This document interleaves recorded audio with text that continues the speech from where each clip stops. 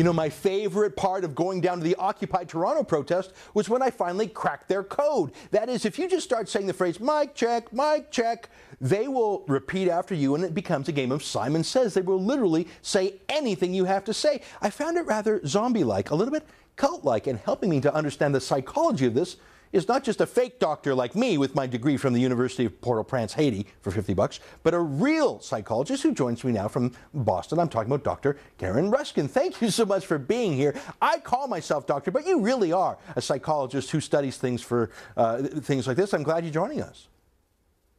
Thank you. My pleasure. Yes, I am a psychotherapist, and I'm honored to be here today. Thanks for having me. Well, you're generous to say so. Look, you've been following this Occupy Wall Street movement in the United States. We have it up here in Canada, too. And I went down there to ask some questions, and then I started leading them in a chant that criticized their own conduct. Now, I'm going to roll a clip. Dr. Ruskin, you can listen in to hear me lead them in the chant.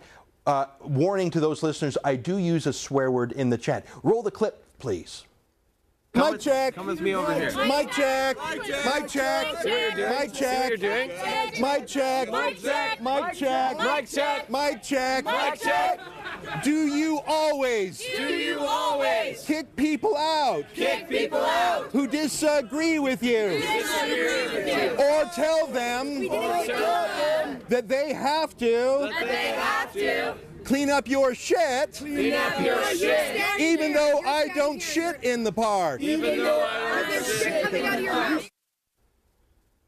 Dr. Ruskin, Wow. I went down there, I argued with them for an hour, and then I just started chanting, and they said whatever I said. Like, they were so mad at me, but as soon as I went into cult leader mode, they obeyed me.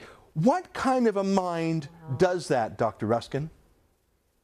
Wow. I'm really concerned about the clip that you just provided. I'm not surprised, though. What happens is when you're in an environment of groupthink, the thoughts of one's own individual mind starts to become merged with the entity of the group. So exactly what you said, you're now chanting, they're repeating. I'm really worried, genuinely, that the original message that perhaps the minority of the population of the group originally started trying to display, their voice is now lost, and it's becoming rather a group that are displaying a lack of self-empowerment, more of a victimization type of presentation. And really the goal is for them to help themselves get to a better place, to feel in control instead of out of control. And this is becoming quite out of control indeed. So what you're saying is, instead of finding independence or finding their own voice, they're becoming weaker and just obeying whoever seems to show dominance, which weirdly included me, someone they're supposed to hate. What could happen if someone keeps going down this path? Is this the same behavior that someone shows by joining a cult? I mean, I'm having fun by criticizing them, but is there something more seriously dangerous going on here?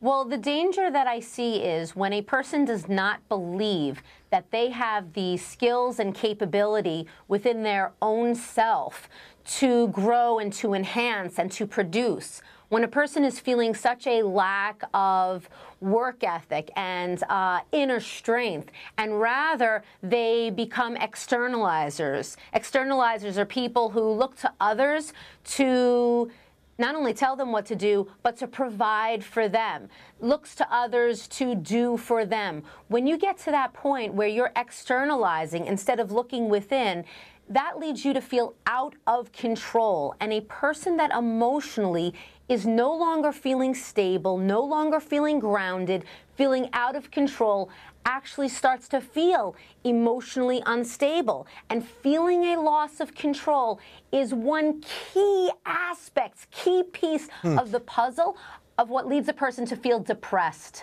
Dr. Ruskin, it's so funny you say that, because I asked people, there were some bright young kids there, university graduate, college graduates, and I said, why aren't you going out and making something? Why aren't you taking a job, even if it's just an entry-level job at first? And the sense of entitlement I felt was, well, I need to be given this, I need to be given that. And from what you're saying, is that sense of I can't get things for myself, I must become, dependent on someone else. It almost sounds like the politics and the psychology are converging. Am I right on that? Yes, very interesting, Ezra. The concept of entitlement is very concerning. Think about it from the point of view of if you're a parent and you have children, your main goal is to help them to someday be able to fly the nest, to be able to be capable and independent away from you, rather than believing that others should give. So if a client were to walk into my office and they say, I cannot find a job, I'm feeling really awful, or I'm in college right now, or I've just finished college and I can't get a job, who's going to give to me? My goal is not to say, who can give to you? Rather, my goal is all about helping them through a strength-based, solution-focused model, and rather consider what are steps you can take today. What steps can you take every day to move forward? A sense of entitlement, a sense of I should receive, only leads a person to feel disappointment, because any shoulds, nobody is entitled in this world. Are we entitled to just be given?